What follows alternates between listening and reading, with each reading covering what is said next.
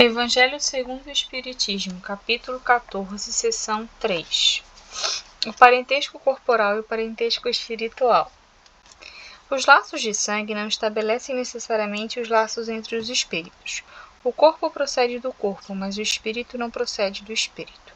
Porque o espírito existia antes da formação do corpo. Não foi o pai quem criou o espírito do filho.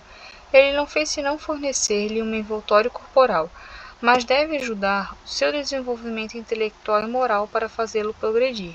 Os espíritos que se encarnam numa mesma família, sobretudo entre parentes próximos, são os mais frequentes espíritos simpáticos unidos por relacionamentos anteriores, que se traduzem por sua afeição durante a vida terrestre. Mas pode ocorrer também que esses espíritos sejam completamente estranhos uns aos outros, divididos por antipatias igualmente anteriores que se traduzem da mesma forma por seu antagonismo na Terra, para lhes servir de prova.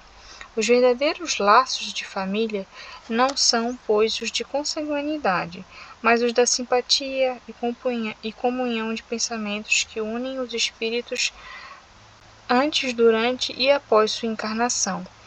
De onde se segue que dois seres nascidos de pais diferentes podem ser mais irmãos pelo espírito que se fossem pelo sangue? Podem se atrair, se procurar, dar-se bem juntos, enquanto que dois irmãos consanguíneos podem se repelir, como se vê todos os dias, problema moral que só o espiritismo podia resolver pela pluralidade das existências. Há, pois, duas espécies de famílias: as famílias pelos laços espirituais e as famílias pelos laços corporais.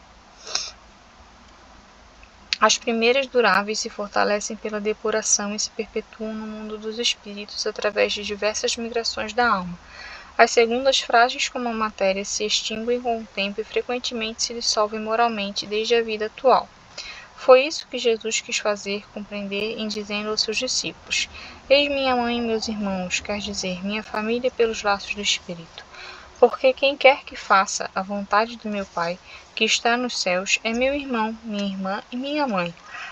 A hostilidade de seus irmãos está claramente expressa nas narrações de São Marcos.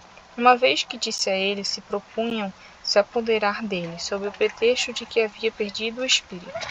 A notícia da chegada, conhecendo-lhes os sentimentos de seu respeito, era natural que dissesse, falando dos seus discípulos do ponto de vista espiritual: Eis meus verdadeiros irmãos.